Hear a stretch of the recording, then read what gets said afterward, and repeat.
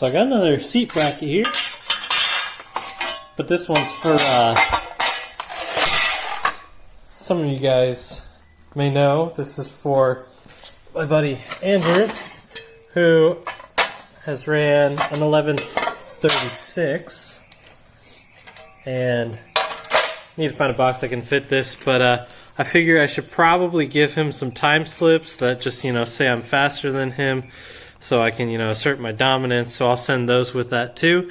But just give him a little motivation to get a 10, because quite frankly, I think he's the only one in the low 11s with a still running car. So he'll enjoy that. I've got to find a box for this, but basically it comes with the base brackets are steel, and then the sides are aluminum. I think it's 5/16. I'm not too sure. And then a seatbelt bracket using the stock seatbelt, but I can't for the life of me find a box that fits this stuff. The problem with these brackets being so long, I may have to send it in one of these vehicle dolly boxes. So this box is way too fucking big, but it's the only thing I have. Works, so she'll be alright.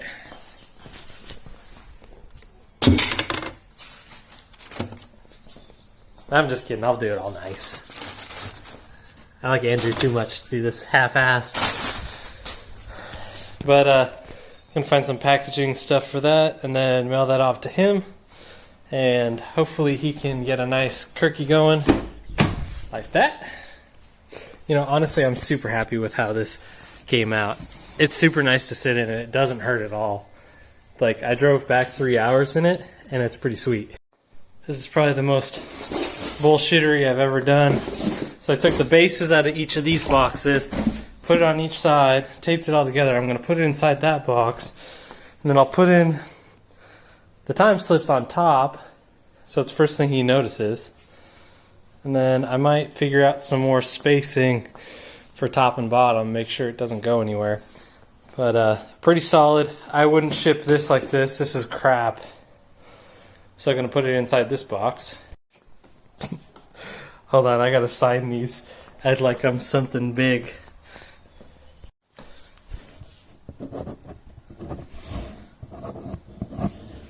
There you go. Alright, nice and wrapped up. Ready to go.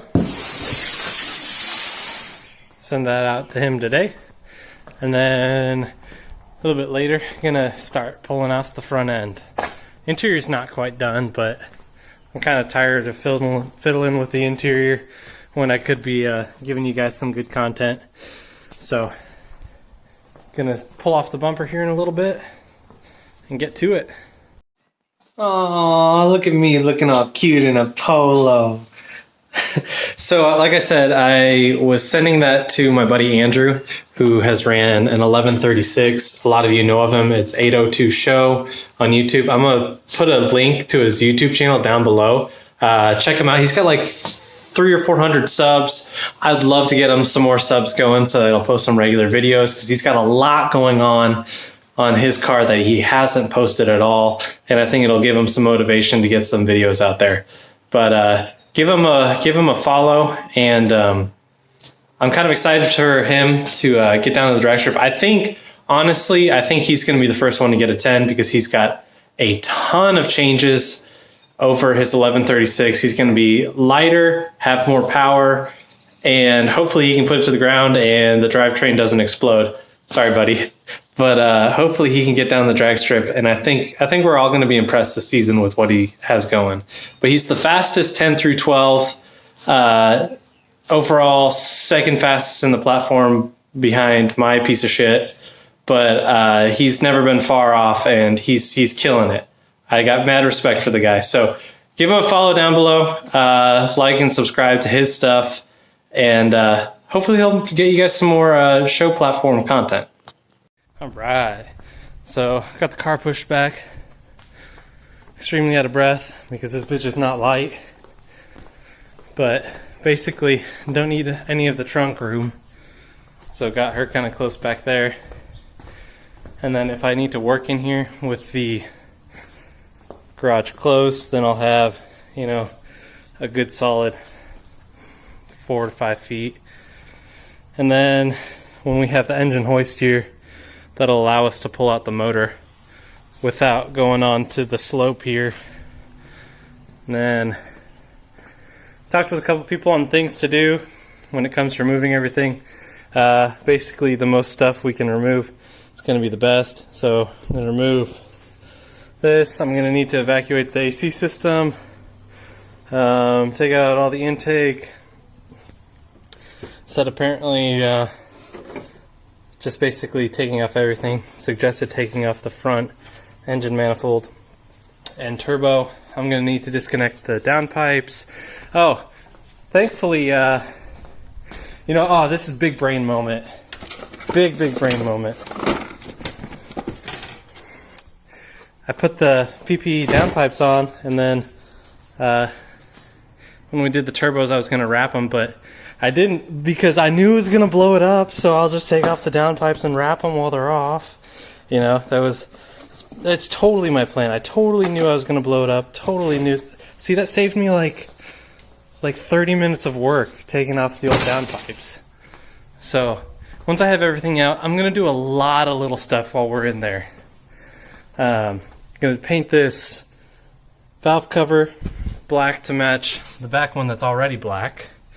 I don't know if I'm going to paint the block or not, but I think that'd be pretty cool to have basically kind of everything all nicely painted while I'm in here. And then I'll figure out some other things along the way. So, yep.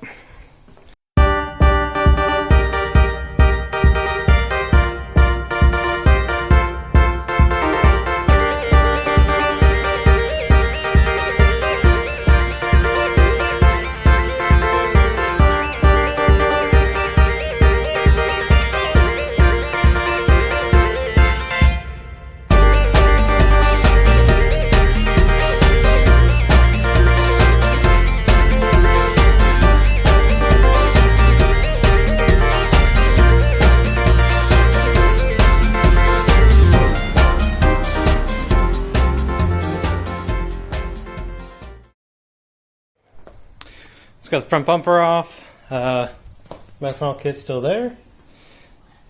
So this is kind of the tricky part about this.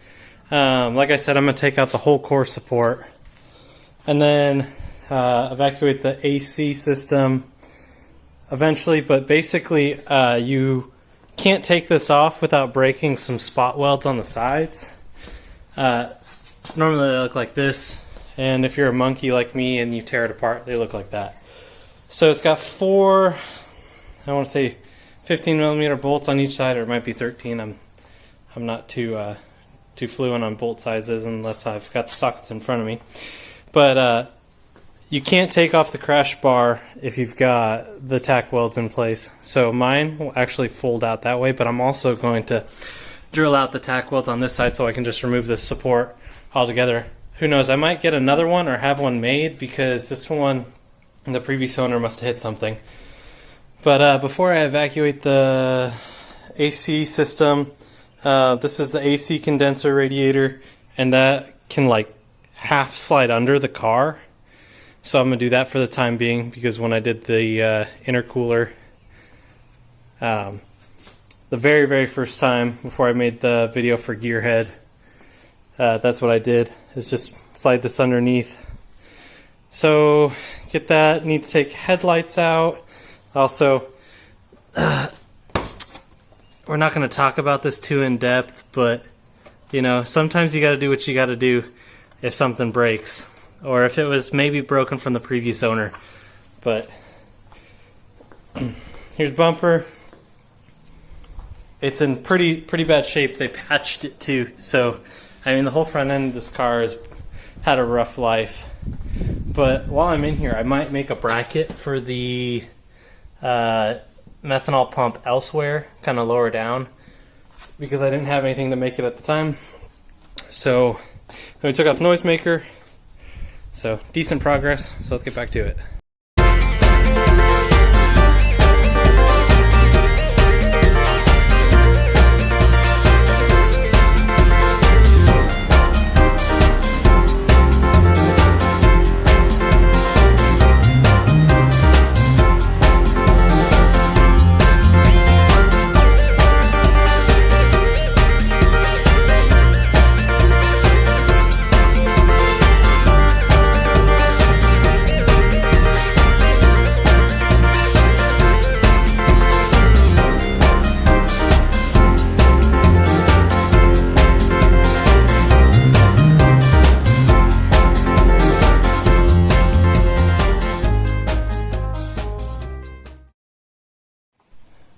So something super useful when you're doing this kind of stuff, these magnetic trays are awesome.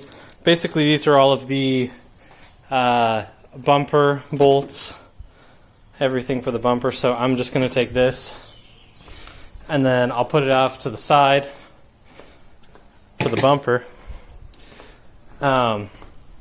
Basically, after this point, I'm going to probably pull out some baggies, plastic baggies, and start marking where everything goes, because when you run into the situation of everything being put back together and having a couple bolts left over, it's kind of crappy. So from here, I'm just going to kind of put some time lapse back on. Everything's pretty self-explanatory, but sorry, I have a problem with like looking at the screen and then looking at the camera, but just going to put it on time lapse and hopefully get whatever I can for you guys.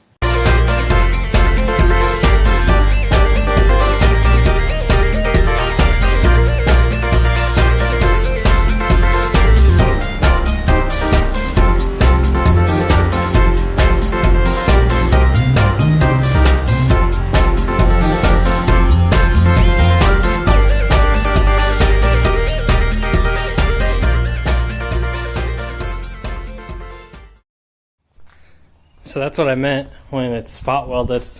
I got 4 bolts on that side, 4 bolts on that side. They're all 13 millimeters. And then it's tack welded right here.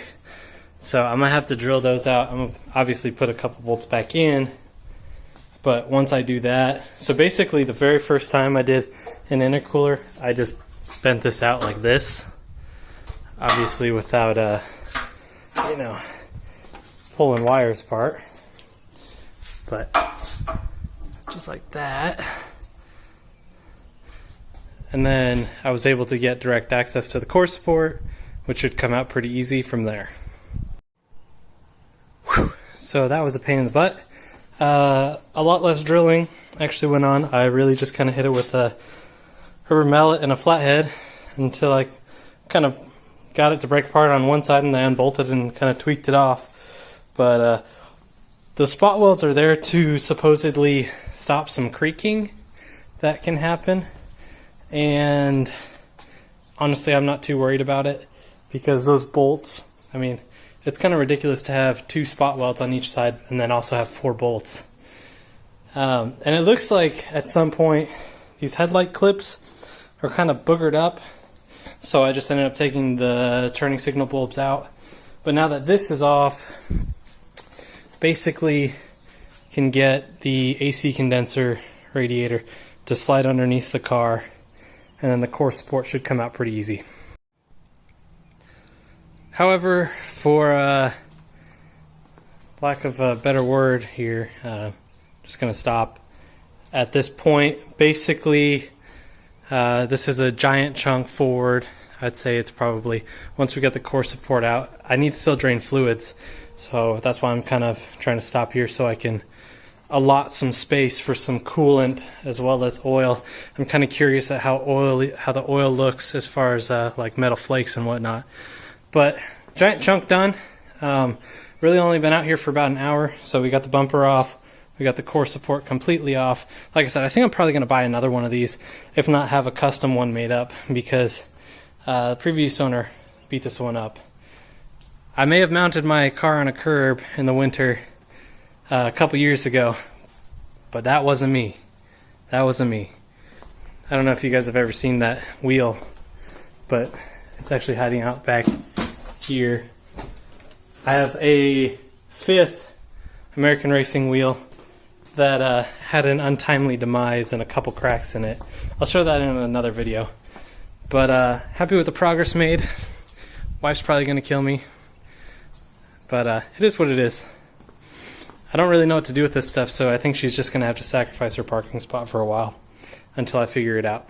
So enjoy this part 1, and hope you guys liked it. Like I said in the beginning, subscribe to 802 Show's channel. So hope you guys enjoyed. Here's part 1. Part 2 probably coming this weekend. I think I'm probably going to get the motor out this weekend, but it kind of depends on a lot of things. I got to borrow a buddy's engine hoist, as well as I have to figure out, honestly, how to take the motor out. Like I said, I got a couple tips. I think I'm going to have to end up taking off the crank pulley.